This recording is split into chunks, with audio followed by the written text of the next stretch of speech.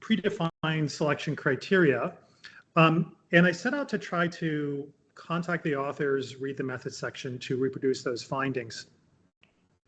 Now, it didn't work out exactly as they had hoped. Actually, at the end of the day, only 29 of those studies were started. Like good scientists, they probably were overambitious in terms of what they thought they could accomplish. So from 50, it went down to 29. And then it turned out that from that 29, only 17 could actually be completed of the studies that they had wanted to do. Each one of these different studies had a series of different experiments. So only 17 were able to complete all the studies, all the experiments in the publication. Now, before I go a little bit further in what they showed, I just want to make sure people understand that when I talk about this project in terms of reproduction or reproducibility, there are different ways to understand what we mean by reproducibility. One interpretation is of reproducibility, what's sometimes called conceptual reproducibility, is that you can see an effect in one system and extrapolate to another system and see the same effect. And that's not exactly what they were looking at. Excuse me, Jonathan, just 1 second. I'm just looking for your slide, but I don't think I have access to them. Could you send them to me one last time to my email? Sure, I can do that. I thought I sent you the email shortly before this talk, but let me do that. Perfect, thank you so much. Sure. This is to Mamoon, right? Yes. Yeah, okay, so I am attaching the files here.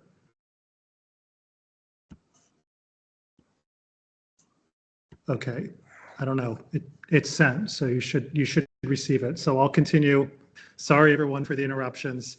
They weren't doing conceptual replications. They were doing what sometimes people call strict replications. The simple idea of a strict replication is that you implement exactly, as much as possible, exactly the procedures originated in the original study in order to see whether or not you get findings that are consistent. In this case, they used 5 different criteria for consistency with the prior findings. So basically what they found is of the 17 studies that they were able to implement, 5 of those studies were reproduced. They produced effects that were statistically consistent with the original study.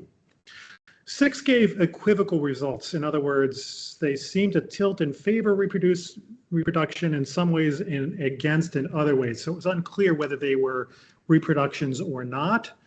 And I think, because it's a little bit unclear and these are ambiguous, we can assume that maybe 50% success in reproduction among the subset. So of the 6, let's just say, for the sake of argument, that 3 reproduced.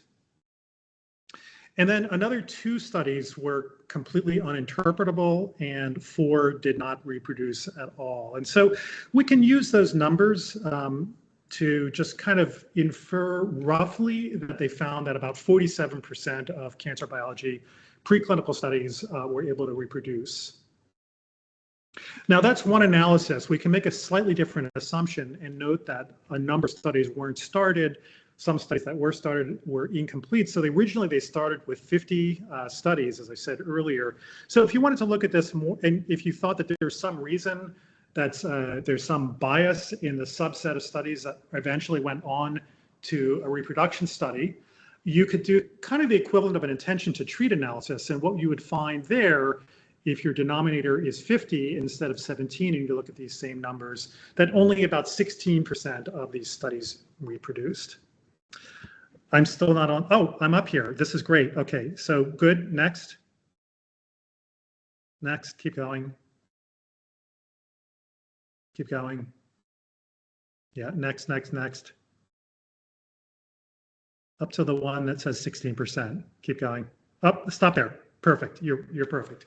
Okay, so 47% in this project, 16% if you use intention to treat. How does this compare with various other studies that have tried to replicate? There's a bunch of different studies. I mentioned earlier the Amgen study, that was 11% in that study. There's been a very systematic effort that the same team undertook to look at the reproducibility of experimental psychology studies. There, they found about 40% reproduced using the same criteria. There have been projects in different fields in economics and the social sciences that have come up with numbers like 66 and 67%. So the number that they found in cancer biology, not really that far off from what other fairly rigorous and protocolized attempts have found. Next slide, please. And actually, if you look at the individual experiments and how they compared in the reproduction versus the original, what you see is a slope that is less than, or a distribution of dots that is under the unity line, indicating that the effect sizes in the replication pretty consistently regressed from what the original effect sizes were. I think the number was something like 20% effect size on average in the reproduction. So even if the study did reproduce, even if it produced results that were consistent, statistically, there still was a diminution of effect size. Next slide, please. Okay, so what I want to talk about in my remaining time is 3 points. Next. First, I'm going to just raise my hand when it's time to flip the slides. So you'll have to kind of keep watching me.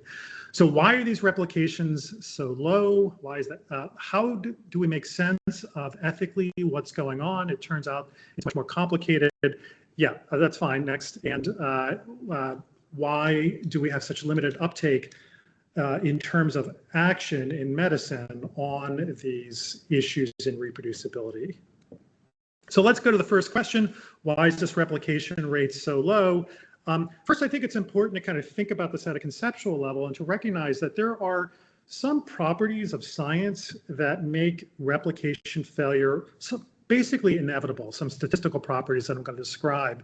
And as a result, I don't think we should be overly panicked about the fact that so many studies fail to replicate. On the other hand, there are another set of explanations for why replication failures occur that are, in a sense, avoidable or that do reflect some degree of human agency. And I think it's important to partition those two different things. First, I want to talk about unavoidable or statistical reasons for replication failure. I've given basically 5 different reasons, but I'm going to go through 3 of them. The first reason has to do with the fact that we do science, we're always at the cutting edge of what we understand. So for example, if you try to, when you develop a drug, you might posit a particular mechanism by which the drug works, but then you do the clinical trial, the drug turns out not to work in the same way that it did in the animal system. That discontinuity between what you saw in an animal system and what you see in a human system, what you see in 2 systems that you thought to be basically the same in terms of causal processes, what you've discovered is that they're actually not the same. And so these failures of replication really represent often to some extent the fact that we're working at the cutting edge of causal processes that we understand. And in some ways, a failure of replication is really an opportunity to learn, to begin to understand the complexity of causal systems that were unappreciated in our models.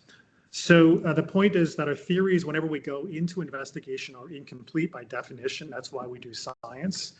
And so, replication failures are really an opportunity to update our theories. That's what science really is all about.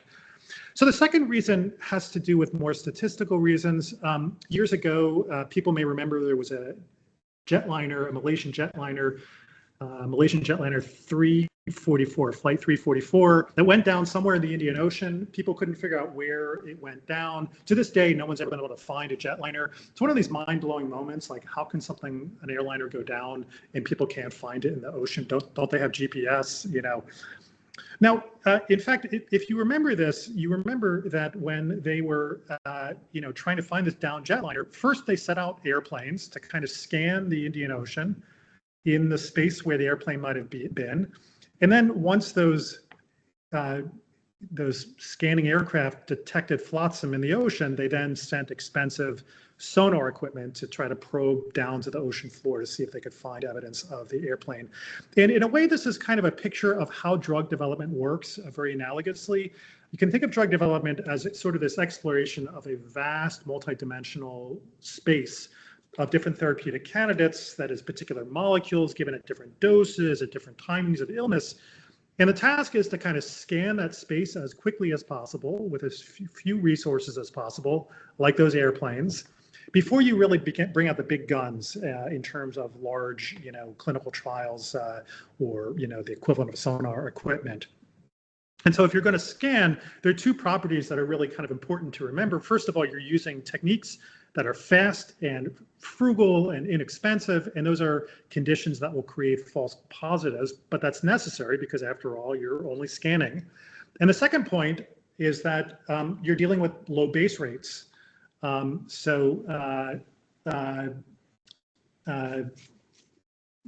Just as with any diagnostic where you have a low prevalence, most of the time when you get a positive result on a diagnostic and you have a low prevalent disease, you'll get a false positive.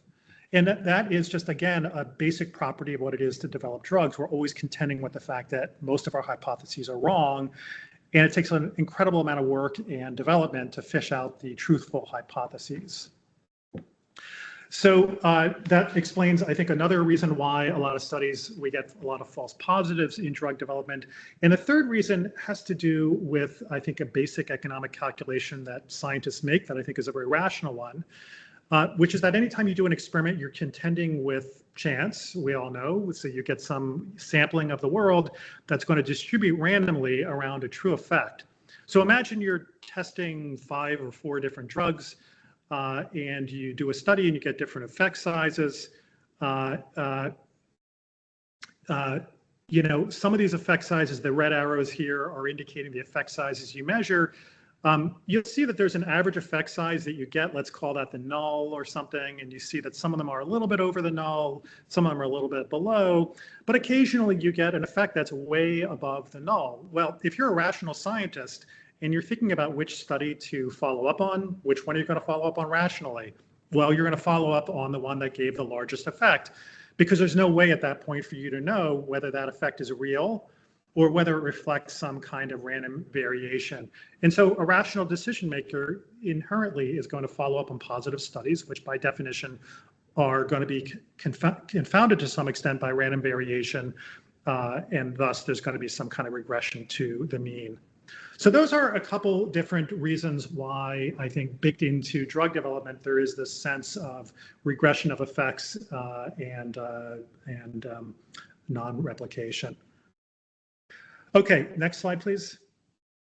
So let's talk about some avoidable replication reasons for for replication failure that are avoidable. I think this audience probably knows these pretty well. I think it's helpful to divide research into kind of to think of research as being cyclical. You've got a stage where you design studies, you conduct them and you report the results. The results are then circulated in the literature and then inform the design of subsequent studies. And each one of these different steps introduces various opportunities for reproducibility threats. I'll talk first about the design issues really quickly. With design, there are any number of different factors that can frustrate or interfere with your ability to make valid inferences about the relationship between a treatment and a generalizable effect. I break these into 3 categories roughly, and others would as well. Internal validity threats, these are factors that might confound your measurement of the relationship of cause and effect. Notoriously, for example, blinding would be some way to reduce threats to internal validity. Only a fraction of preclinical studies use blinding. This is a very old study. About 14% of animal studies use blinding for outcome assessment. That number has probably gone up in recent years. There have been a number of people who have tried to look at the diffusion of these different methods, and there seems to be some improvement, but still only a minority are using these various techniques. So that's internal validity. There's construct validity threats. These refer to the concordance between the experimental system and the kinds of clinical scenarios that you are contemplating. For example, if you're testing a cardiac drug and you're giving the treatment, let's say for cardiac failure, to the non-human animals before they receive the cardiac lesion or the cardiac event, versus in a clinical scenario where a patient has a cardiac event and receives the drug only a few hours after receiving it, there's obviously a threat to construct validity there insofar as your representation in the animal model is discordant with the kinds of scenarios or the kinds of time progression that you would see in a clinical setting. And then the third sort of common validity threat that presents in preclinical research is external validity. I understand external validity as really as concerning your ability to consistently see a cause and effect relationship across different systems, almost like sensitivity analysis, where you're able to relax different kinds of assumptions and still see the same effect. Okay, good. So, so there are a number of different practices that are deficiently implemented in terms of failure to replicate results, or to implement blinding, or to match construct validity that set us up for, avoidable failure. Now, with respect to reporting, I think it's sometimes helpful to divide reporting into three broad categories. There's incomplete reporting of methods. For example, a lot of studies don't report sample size. There's incomplete reporting of the results themselves. And then there's also incomplete, just to describe the results, this is a really common thing. Oftentimes a study in animals might involve 8 animals in the treatment, 8 animals in the control. Now, if you were running a clinical trial, you typically have a Prisma diagram where you would explain the number of animals that were actually analyzed versus the ones that were put in, and you might do an intention to treat analysis. But in fact, that's rarely done in non-human animal studies. And when you're dealing with sample sizes as small as 8 animals and 8 animals in a control and treatment group, you can get very, very large effects on the statistics if 1 or 2 animals have dropped out of the treatment group or control group. So this is an example of some incomplete reporting that makes it very hard to interpret and frankly analyze the results in a way that's valid. And then, of course, there's non-reporting altogether. Probably this is the bottom of the iceberg of what goes on in preclinical research. So there are a number of different studies. This one is out of the Netherlands, a wonderful study where they looked at approvals in for animal care, studies that were submitted to animal care committees. And they looked at the fraction of those that went on to full publication, I think within 5 years, as well as the fraction of animals that were reflected in publications. I do not envy these guys. That must have been super hard to do, given how bad reporting is. But what they found essentially is that about 40% of animal studies at their center didn't report, and most animals did not make it into a publication.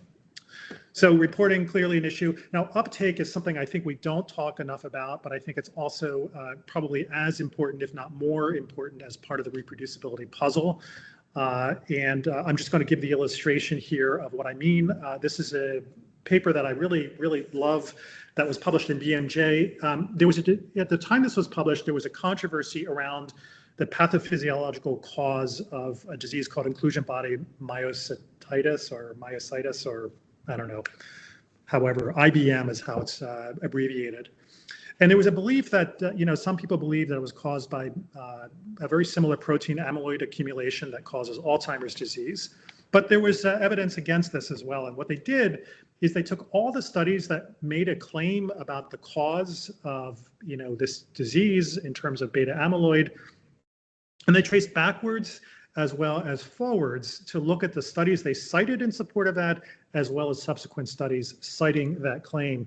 And then they created a network analysis, which is really quite beautiful. And essentially what you see in the lower left-hand corner is that there were 6 studies that supported this hypothesis that beta amyloid causes the disease, 5 studies that supported it. There were 6 studies that were disconfirmatory, that did not support this. Okay, and there was no a priori reason to favor one result over the other. In other words, the methodologies that were used in these studies were at least claimed by the author to be similar. But what you can see is that the edges, or the lines that flow from the supporting studies, are much more dense than the ones that come from the disconfirmatory studies, suggesting that there's a biased uptake of the results. And in fact, what they found, interestingly, is that there were some cases where studies that disconfirmed the hypothesis were cited as if they were confirming the hypothesis, a process they called citation transmutation, something that probably all of us have some familiarity with. I've certainly had papers where I argue against X being cited as if I'm arguing for X. That's incredibly frustrating. Next slide. So those are a couple, different factors that I think are avoidable, factors in replication. Now, I want to turn to talking about what we make of the ethics of this. At first glance, the ethics seems fairly straightforward. It's straightforward in the following ways. Anytime we do animal experiments, we're experimenting on sentient beings. These experiments, these animals, their lives can go well, they can go poorly. If they're an animal experiment, I can guarantee you their life is going to be going poorly, and it's not going to be a life worth living. And so to the extent that we are producing findings that foreseeably could be more reliable, there's some kind of inefficiency that's built into this. In other words, we're sacrificing them and not really gaining as much knowledge and insight as we could. This is also true, by the way, of human research as well. Humans also are sentient beings, although there are probably a few beings that I kind of wonder about. But in any event, same exact stakes with human beings. Obviously, there's another factor, which is that scientific research is expensive. Those of us who are complaining about not getting funded by CHR, that's all a scarcity issue. If CHR had infinite money, we would all get funded. So there's always opportunity cost whenever we fund research, and that opportunity cost is especially high if, in fact, the results are not reliable.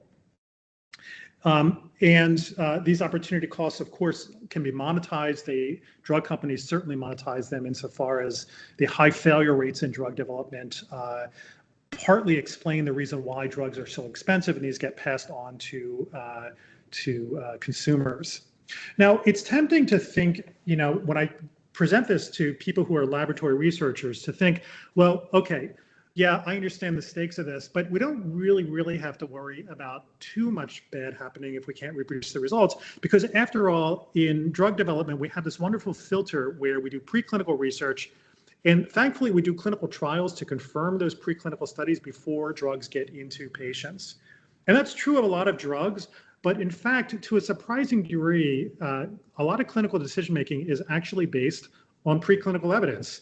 I don't think anyone's ever quantified how much preclinical thinking guides clinical evidence, but I just think about it for a second. I encourage you to think about it. If you're a med student, you spend the first year entirely learning pathophysiology. You're learning largely data that are derived from non-human animal studies or from laboratory studies of human tissue and whatnot. Why would medical students learn all this? Because they need this in order to interpret and have good, interpret clinical results and have good judgment at the bedside. This is just an illustration of a preclinical study that was purporting to show a treatment for Alzheimer's disease.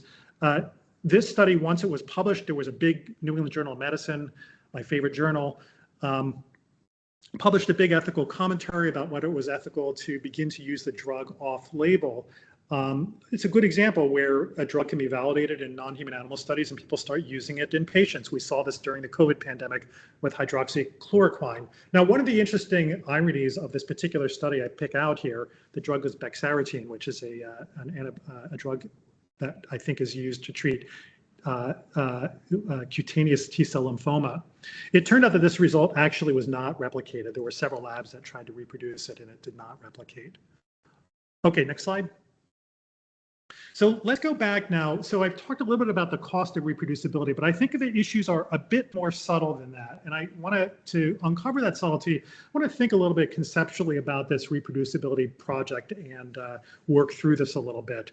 So remember I said about 46% of these studies replicated. Now, as an ethicist, I want to be able to evaluate that. Is that a good number? Is that a bad number? Right? Naively, you might think any number less than 100% is a bad number. But I think, in fact, if you start thinking through this ethically and statistically, you start coming to a conclusion that it's a little bit hard to know whether this is a good number or not. And there both are ethical uncertainties as well as kind of scientific or epistemic uncertainties that make it really hard to know how to interpret this number. And I want to go through a couple of these really quickly. So here's the way that I think about this. I guess as someone that works using philosophical methods, I like to kind of think very abstractly. So let's think about preclinical development, or let's think about any paper that they tried to reproduce in this project as this big sort of machine, this black box machine. We have no idea what's going on inside it. All we know is that scientists feed a hypothesis into it. The machine does a bunch of experiments, and it spits out some output. Your hypothesis is confirmed or it's disconfirmed. Okay, that's what's going on in every one of these papers. As far as we're concerned, it's just a machine with a lot of different moving parts and experiments that's telling us either our hypothesis is true or our hypothesis is untrue. Okay? Good. So I already said that about 47% of these studies, it spits out that says your hypothesis is true. Only 47 to 16%, depending on how you count, are in fact really true. Now, one thing we don't know, I think there are three arguments or three reasons why I think we shouldn't get freaked out about that number not being closer to 100%. And I'll go through these quickly. So the first reason is we know nothing about the negative predictive value. So anytime you do a hypothesis experiment, if you get a negative result, you've eliminated a hypothesis. And replication studies, almost by definition, are performed in studies that produce positive results. And that's great. But what matters is also how often negative results are true negatives, are giving us really clear answers about causal processes that don't, in fact, exist. Now, this is especially important when you get back to that combinatorial space I described of this ocean of hypotheses that are out there. It's really important to be able to eliminate parts of the ocean and not have to follow up on them again. So it's hard to interpret that number, 47%, because it doesn't tell us all about the predictive value. Sometimes people say, oh, animal studies are really poorly predictive. Well, yeah, maybe they're poorly positively predictive, but we don't actually know how poor they are as negative predictors. I would bet you that they're pretty good predictors negatively, although we can debate that. So that's the first point that I think one should think critically about whenever you hear people make claims about their predictive animal models. You hear this cancer research say this all the time. Oh, these xenograft, mice are like, they're terrible predictors. Okay, but if a drug doesn't work in xenograft, if in fact that drug almost never works in patients, you've done a great service by preventing these drugs from being tested in patients, and that negative predictive value counts for something, okay? Now, if you make a couple assumptions that I'm just throwing them out there, you can dispute them, but you can mathematically kind of model how informative preclinical studies are by making a couple assumptions. So here I'm just going to go through a couple assumptions I make. Let's assume that the prevalence or the base rate of hypotheses that you put into this machine, that scientists put into doing an experiment, let's assume it's about 1 in 6, 15%, okay? It seems like a reasonable number. I always joke that only about 1 out of every 40 of my hypotheses refutes the null in the right direction. It's a joke if you think about it. In any event, okay, let's assume we're right only 1 out of every 6 times. Let's also assume that studies are pretty good at with their negative predictive value. Let's assume that anytime you get a negative result in a study, in fact, the drug really doesn't work, or in fact, the causal process really doesn't exist. So I'll just put out that 99%. So you can go through some fairly simple mathematics, which I didn't do. My postdoc, who's very mathematically adept, did do this, and calculate what the likelihood would be for that. The likelihood is a ratio of how probable the hypothesis that you're testing is true, divided by the probability of seeing the same evidence under all the universe of all hypotheses, including different hypotheses or rival hypotheses. It's a simple Bayesian concept. And what you see is that under the assumption that I just described, your likelihood is probably somewhere around 5, okay? Now, there are sort of rules of thumbs that people use to kind of estimate, how informative a result is. And a likelihood of 5 is actually not that bad. You're actually getting a lot of information from your preclinical studies. If we assume the base rate is 0.1, the likelihood ratio goes up to around 9. That means we're getting a lot of information from preclinical. And if you don't believe me, fine, go on and read a paper by Steve Goodman where he goes through a similar exercise and comes to the conclusion that we probably actually get a lot of information from preclinical studies, even with their reproducibility challenges. Now, all bets are off if, in fact, it turns out that that number needed to treat number, the 16%, is the real number there. I have that second arrow drawn. Your likelihood there is less than 2. That's pretty uninformative. I'm not sure we're getting good value for our animals there. Okay, so that's the first point. The second point I want to make is that I think we often naively assume the costs of errors, the costs of false positives, and the costs of false negatives are symmetrical. They're the same. That's hardly true. If you just a moment's reflection, if you think about drug development, would immediately reveal that they're asymmetric costs. So for example, if you get a false positive, that's costly to some extent, right? You get a positive result in animals, it's a false positive. You then do a clinical trial, but thankfully, the reason you do that clinical trial is to disconfirm errant hypotheses from earlier on. So you correct whatever error, and that doesn't get propagated into the future, into future patients. Whereas if you get a false negative, it's really quite different. I mentioned earlier that if you get a negative result, most people don't follow up and try to replicate negative results. And so that means that you've missed a causal process that could actually be developed into a useful drug. And now you're propagating that opportunity cost for years as people, that hypothesis sort of sits, undiscovered, by other people. And I think GLP-1 agonists are a good illustration where the basic idea of these agonists was hatched actually as early as the 1970s. It really wasn't only until the last 10 years that these have been uncovered as drug targets. So, I think we have to recognize that probably false negatives are more costly than false positives for the most part, if you're in the earlier stages or preclinical research stage. Okay. Now, there's a third reason, and this has to do with the way I understand what we do when we do science. Probably most people on this call, most of you guys are scientists, you probably have an idea of what we do in science as sort of discovering what's out there in the world. And science is constituted by papers and, the analyses that are in those papers. I have a very different view, which is I view science as all about changing what people believe in a way that aligns what they believe with the reality of the world. And that means that a lot of what we need to think about in doing good science is not just what's in the paper and what the results show and what their statistical analyses are, but what beliefs people draw from those findings. So here's a good example of what I mean. Suppose I do a study and it uses a really, really poor methodology, and I get a result. The drug seems to work really, really great, and I publish that. Now, a really savvy scientist will read the results, they'll read the methods, and they'll say, they got a really, really big result. It's too good to be true. In fact, when I look at their methods, I see all sorts of flaws in the methods. Therefore, my belief, my updated prior is going to be minimal because of what I understand about the science. And so, these studies in cancer biology that they were replicated, I think what would really help us to interpret whether this number matters a lot or not is how much the people, when they read those results, believed those hypotheses were true. Because in fact, if they did not believe those hypotheses were true prior to those studies, and then following the publication of those studies, if they still had doubts, then in fact, maybe this non-reproducibility is not really a problem because people are in fact aligning on the right belief. So again, it's a really kind of obscure, somewhat unfamiliar philosophical concept that I'm getting at, but really I think it's of paramount importance how well people can interpret results.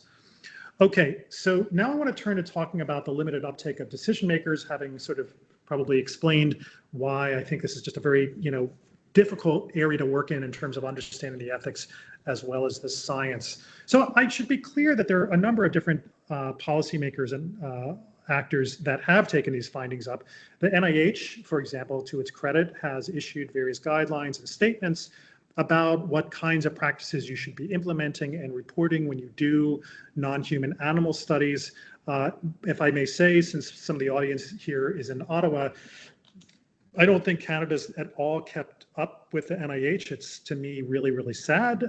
I think Canada should be ahead of the United States in all things, including science, reproducibility, but we have catch up to do, despite the fact that we have such excellent researchers in this realm.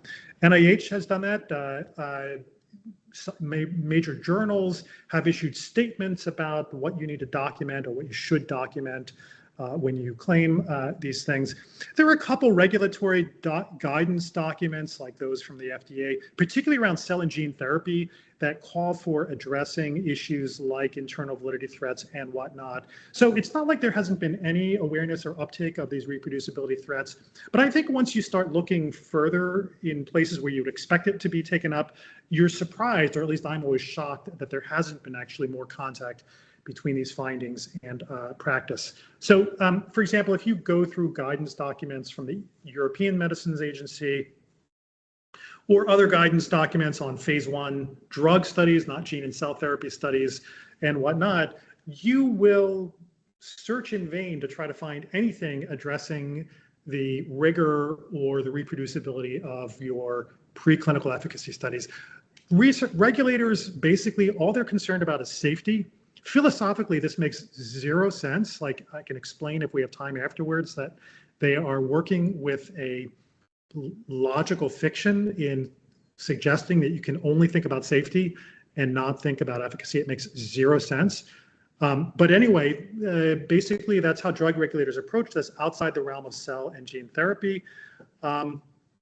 Likewise, what I find always surprising is once you look at clinical trial proposals and you look at the supporting evidence in clinical trial proposals, as I'm going to explain presently, you often find really scant or limited attention to the reproducibility of the science that's supporting the clinical trial.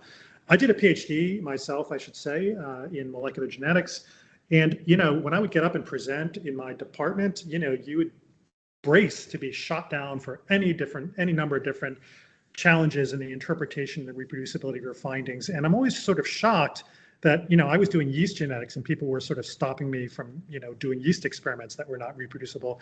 I'm always shocked at how acquiescent or permissive we are when we're doing experiments in human beings about the supporting evidence behind some of these studies. If you look at a typical clinical trial protocol and you open it up, you're going to be met with a kind of a wall of text offering some kind of a preclinical rationale for that study. It's hard to kind of make sense of this. It's often, sometimes it's written well, but oftentimes it's not written well.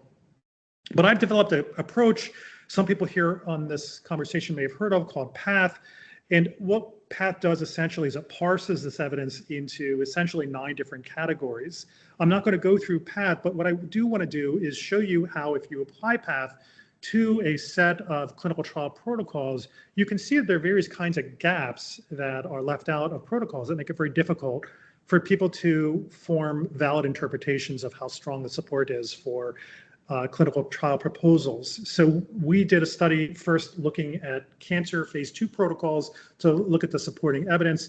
I want to just say really clearly that only about a quarter of the evidence statements that were in protocols supporting a trial were classic preclinical studies. In other words, most of the evidence were basic science studies that were done in vitro, or they were other clinical trials. So most of the time when we think about reproducibility in preclinical research, most people are thinking about live animal studies that are structured in a similar way to a clinical trial. But in fact, most of the evidence people mobilize to support a trial, it does not have that form, which I think is a problem for the way that we talk about reproducibility, because a lot of the problems have to do with other modes of research. Nevertheless, sticking to that 25%, what you see is that only about 42% of protocols, so we looked at about 52 protocols, only 42% give information at least about one experiment about the size or the magnitude of the effect they saw in non-human animal studies. Only 23% of protocols describe something about the precision of the effect they saw in at least one of their experiments. So in other words, if they had 6 experiments but provided p-value for only 1, that would count in that 23%. So only 23% provide any precision. And about half provide some information about risk of bias. No, go back a slide, please. Sorry. So that's internal validity. If we think about construct validity, only 2% of studies, basically, one study in our sample, explained why a particular animal model was chosen. They do a little bit better with replication. 86% of the studies had more than one animal study showing that they could get an effect. We did this also in neurology early phase trials. The numbers are, they sort of move around, but it's a similar pattern that you see. Magnitude is often not reported. They'll just say, oh, we saw an effect in, rotational behavior in mice or something. Precision is rarely provided. Risk of bias information is rarely provided. Choice of model is only explained 1 out of every 6 times. And replications are, still, they're common, 69%, but 30%, there's only 1 animal study that's supporting the result.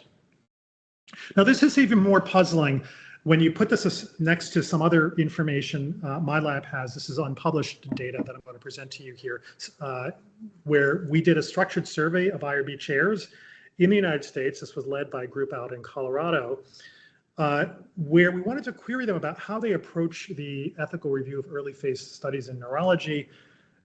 Essentially, I'm mindful that I only have 8 minutes, so I'm going to try to go through this really, really quickly, okay? So essentially what they found was that generally IRBs were pretty happy with the amount of information they had in the clinical trial protocols. They didn't complain about this. They claimed that they look for information and make judgments and assessments about the internal validity of studies. They also claimed that they think a lot about the construct validity of experiments as well. And they also claimed that they are giving thoughts to the external validity, or the degree to which effects have been seen in more than one model system. And as I said, it's a little bit hard to interpret these results because in fact, they claim to be looking for this information, but my empirical studies of clinical trial protocols suggest that this information is often not present. So it's unclear how they can be thinking about this stuff, and the materials they're reviewing don't actually have information oftentimes that would allow them to formulate judgments. And that's also complemented by various interviews I've done, my team has done, of members of IRBs that basically say that they're aware of the reproducibility challenges, they're not naive about this, but essentially they have to take preclinical studies as a leap of faith. They're often not really questioning the support for preclinical evidence. Something I can relate to personally when I've sat on these ethics committees and raised a question about the preclinical support. Oftentimes it's been met by very polite silence, extended silence. So the conclusions here is that there are a lot of gaps in the evidence supporting clinical trials, and the information a decision maker would need to formulate an opinion about whether a hypothesis is valid or not is often simply not accessible in the documentation that researchers are provided. So let me try to wrap this up into a couple conclusions and recommendations. First, I would say that we should be mindful that there are statistical reasons why effect sizes don't reproduce. We should not only need to make peace with that, but recognize that we're often getting information from replication failures in some cases. And it's also important to recognize that reproducibility, it sounds like a scientific concept, but the more you dig into it, the more you realize that there is embedded within it a lot of statistical, but also ethical judgments inherent in it. Years ago, there was a proposal that was a bunch of psychologists proposed that said that we should change the threshold, the alpha threshold for significance, from 0.05 to 0.01. And that will encourage the reproducibility. To me, that is the most ridiculous thing I've ever heard. What you're basically saying is, let's invest a massive sample size in investing every hypothesis we want to test, thereby reducing the resources to test other kinds of hypotheses. That just seems really, really silly to do. It seems like maybe it'd be better to structure research so that if you get a positive result, then you follow up with the phase 2 equivalent in psychology so you can confirm those results, but you wouldn't just do sample sizes that are, well over triple, in order to get your p-values down that low. That's clearly how ethics intersects as well. We have to recognize the costs of error are asymmetric in reproducibility, and that the costs, as I said, of implementing more demandingness can be really high. So the second point is that, of course, if there's a costless way to avoid error, we should implement it. So randomization, blinding, these are usually pretty easy and cheap to implement, although some basic science researchers just question me when I say that, and I'm willing to have that conversation. But I think if there's a way we can adjust our workflows in a way that's not costly, it's kind of a no-brainer to do that. One thing I would say is, for the avoidable replication failures, is that there are a lot of different things we can do for design, reporting, and uptake. But I think that one of the key things is that we probably should be running confirmatory studies before we are substantially escalating the moral stakes of testing a hypothesis. So if you go from a preclinical study into a human trial, you are dramatically escalating the moral stakes that hinge on the validity of that hypothesis. And I would say that before you launch a human study, you probably should repeat and try to confirm your preclinical study in a proper confirmatory study, a proper phase 3-like, preclinical study. So what do I mean by that specifically? Well, there should be actual formalized hypothesis with a power calculation. You should use techniques like randomization and masking. You should do analyses like intention to treat and whatnot. Probably you should use heterogeneized conditions like multicentric testing so that you're introducing a little bit more variance into your system. And above all, these studies should be pre-registered in a publicly accessible database, the same way we do with clinical trials, something that is rarely done in this realm. The last thing I want to sort of conclude is that a lot of replication problems are simply invisible to oversight bodies because they don't have the documentation, or frankly, they just aren't really kind of thinking deeply or heavily about the ethical stakes of replication. And what's more, although I didn't emphasize it, even if they could spot the replication problems, I would argue that regulators and especially IRBs basically have their hands tied. I think they would receive a huge amount of flack from institutions, from funders and whatnot, if they were in fact pushing back on the supporting evidence. Ethically, that makes absolutely zero sense, but I can just tell you politically and sociologically, they are under a lot of pressure to basically accept the premise of a study and to focus on small fixable little tweaks, eligibility criteria, the statistical analysis plan, or whatever that can be done without questioning the wisdom of the study itself.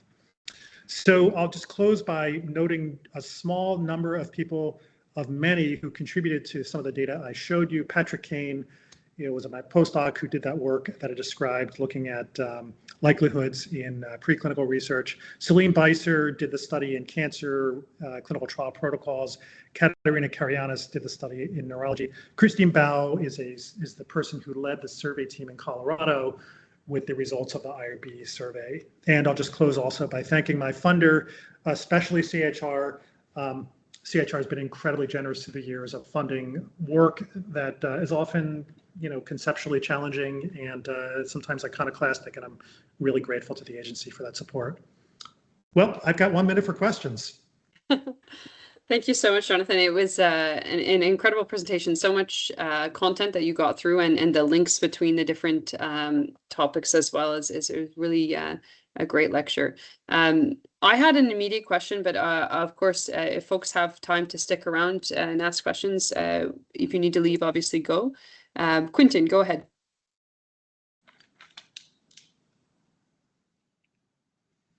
Sorry, my mic was off. Can you hear me now? Yeah. Yeah, sorry. Yep. So thank you very much for this thought-provoking presentation. I think I have kind of a really simple questions. Do you think, and if so, in which way, do you think that we need to adjust our criteria to assess the reproducibility of trials in preclinical and clinical fields? So I guess even though we may have the same ground, the same items to assess the reproducibility, should we maybe unphase some criteria, maybe not the other, according to the field? So you're saying, let me just make sure I understand. So you're saying that, there's the standard, Camarade's, 6 practices or whatever that we could be looking at. Are they randomizing, blinding, et cetera? But you're saying, should we have additional criteria that we're using to evaluate preclinical packages before we start first-in-human studies? Is that your question? Yeah, it's my question. Just because I guess we may have roughly the same criteria, but maybe we don't want to unphase the same criteria, if that makes sense. The same criteria for different diseases, you mean? Yeah, because it's just, it's not really the same context, because in preclinical trials, we want to find new hypotheses. We don't really want to confirm anything.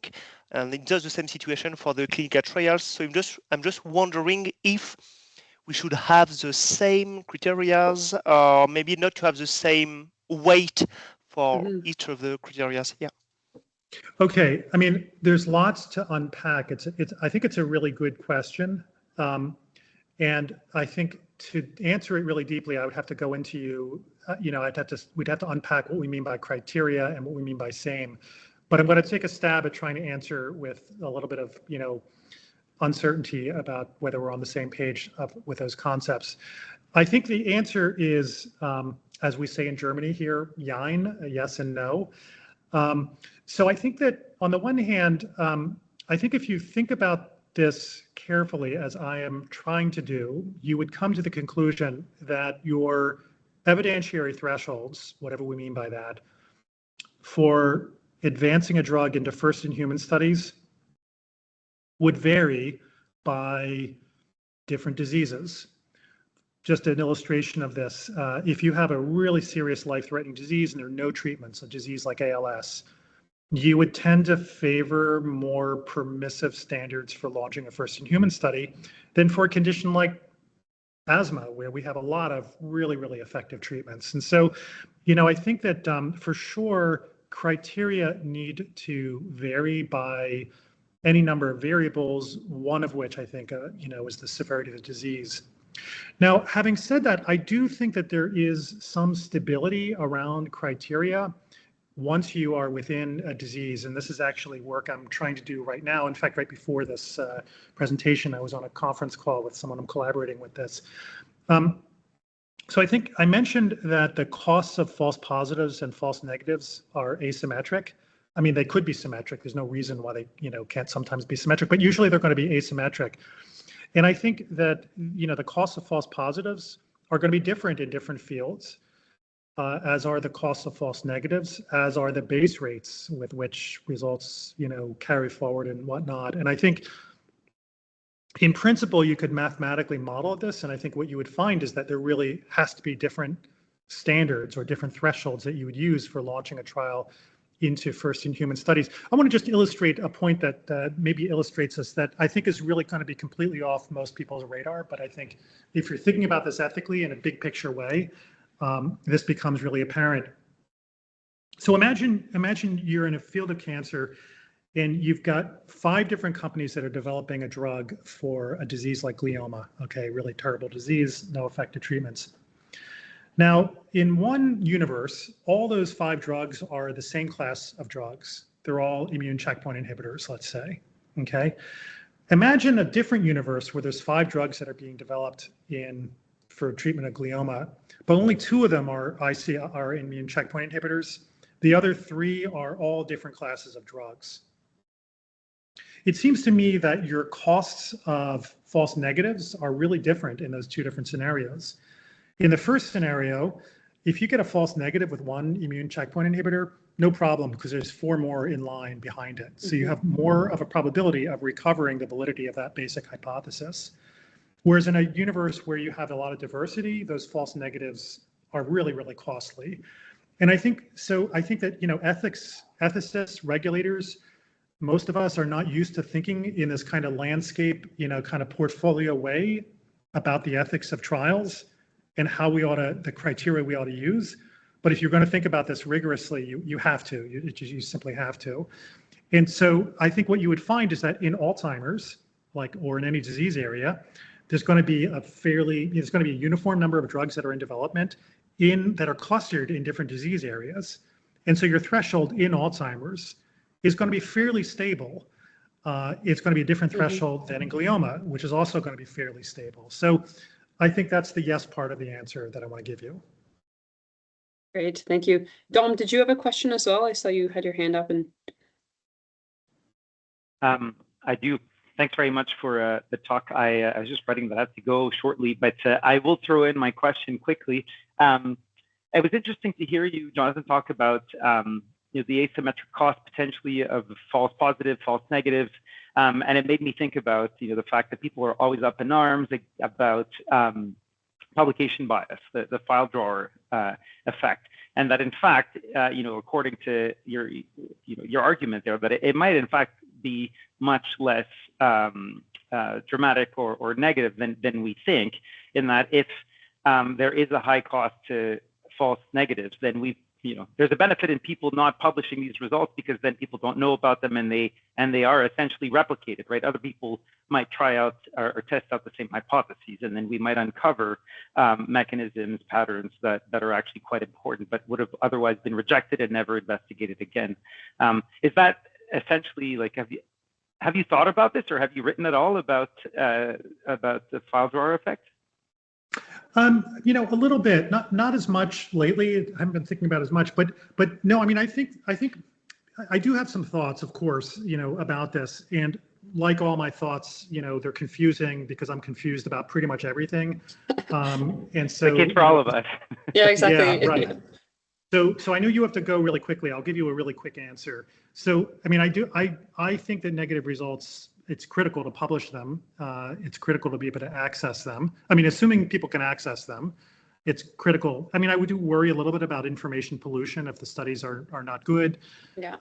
But if they're real, if they're trustworthy studies that were done rigorously and they're negative, I think it's critical that be published. So that's the first thing I would say. However, I will also say, as someone that worked in the lab, most of the time when you're doing cutting edge research, you're trying out techniques that are a little bit novel. They're a little bit new. You haven't done it in this system. You get a negative result, and your first thought is, I must not have stirred the buffer long enough, or I didn't use the right temperature, or I didn't use this technique to measure things properly. So I'm going to repeat it. And I think one thing that I think was really tricky is, we probably, have an asymmetrical, we probably are a little bit biased in terms of what we count as a failed experiment versus a successful experiment, and it's a positive result. And I think that's where the file drawer problem gets really complicated, because there's no reason to publish results of an experiment that wasn't replicated, that wasn't run properly.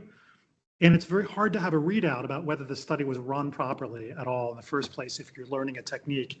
So the net upshot is, I think there's some work to be done about how, or criteria that we would use to filter and build in workflows to filter in learning experiments from like real negative experiments.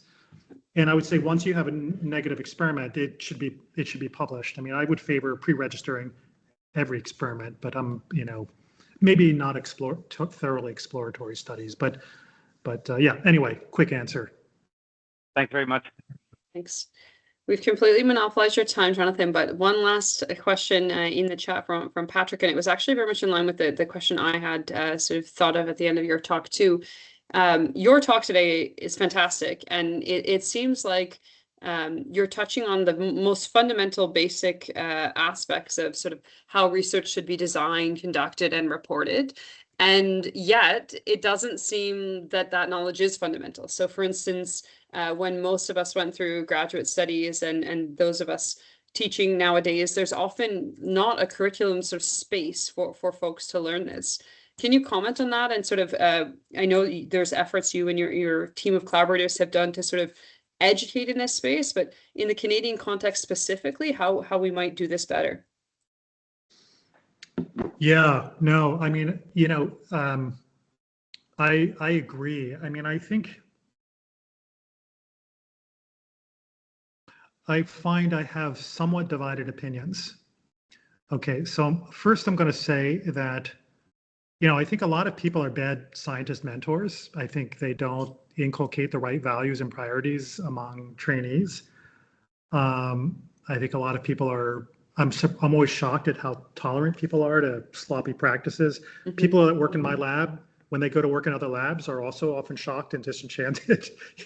Like we don't even do, most of our studies aren't even animal studies or human studies, but we pre-register our studies and our hypotheses. So we're pretty hardcore. And as I said, anytime I refute the null hypothesis, I'm convinced it's noise. Like I will publish it, but I'm not sure I completely believe it. So I have a real humility in the way I go about doing this, and I think that good mentorship is going not only to inculcate that humility, but also inculcate the kind of demands. And again, this idea, this sort of this ethos, this sort of ethical judgment about how to calibrate the demandingness to the stakes of the problem that you're testing. So that's the first thing I'll say. Now, the second thing I want to say is that what freaks me out or scares me is the threat or possibility that these discussions about reproducibility could be incorporated into, obligatory 2-hour learning modules that CIHR requires. To me, that's always the kiss of death for taking an issue seriously. Yeah. Because essentially what it telegraphs is this is not important enough for you to actually get it in your mentorship, and you can just learn this stuff in 2 hours by asking a couple, Q&A at the end. And frankly, most researchers, I think I'm probably maybe speaking for most researchers, maybe I'm wrong. I think most people resent those things. You kind of sit them and do them because you can't put it, So I think that once these things become bureaucratized in a way, they lose their purchase in terms of really inspiring, good, reflective thoughtful work. So I don't know, like in a way, like, you know, I sound so old fashioned. I sound like Aristotelian and kind of like old school, but it's like, I think like good mentorship and, you know, inculcating virtues among scientists is probably the most important thing. One thing I will say really quickly is, you know, I really enjoy getting into debates with other researchers who are not bought into my view. Not only do I learn a lot from them and learn how to adjust my belief, but I think they're often surprised, you know, at some of the arguments that I can make. And I think having more opportunities to have these kinds of conversations with bench researchers. I'll give you one example if I can, if you don't mind, that is actually, I'm cribbing this from Shai Silberberg, who is at the US National Institute of Neurological Stroke and Disease. Shai would get up and give talks about the importance of randomization. And, you know, he would sometimes get people that raise their hand and say, why would I need to randomize my animals? They're all getting the same diet. They're all in the same housing condition. You know, they all have the same genetic background. Like, there's no point in randomizing. And then Shai, you know, his response, which is just a killer response, is, well, then how come you don't do studies that have a sample size of 2, one in the treatment and one in the control? That's great. Yeah, it's pretty killer. That shuts them up right away.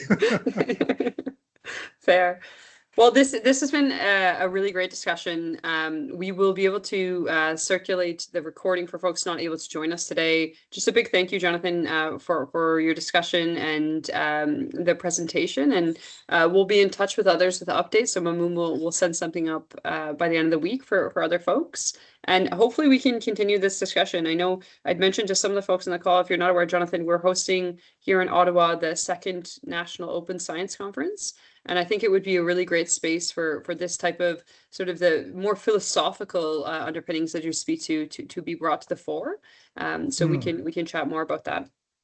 Yeah, thanks. That's great. Well, I just want to thank you for organizing this. I'm really glad to see this getting purchased in Canada. You know, I'm really pleased that you're putting the effort into organizing it. And I'll just say one last thing about the philosophy. Look, I mean, it sounds really abstract and, you know, angels on the head of a pin, but actually just thinking really clearly about these issues is going to allow us to design policies that have the most impact. And that's what I aspire to do. So, yeah. Wonderful. Excellent. Well, we share that. Thanks so much. Good. Take care, Okay, everyone. take care. See you guys. Take care.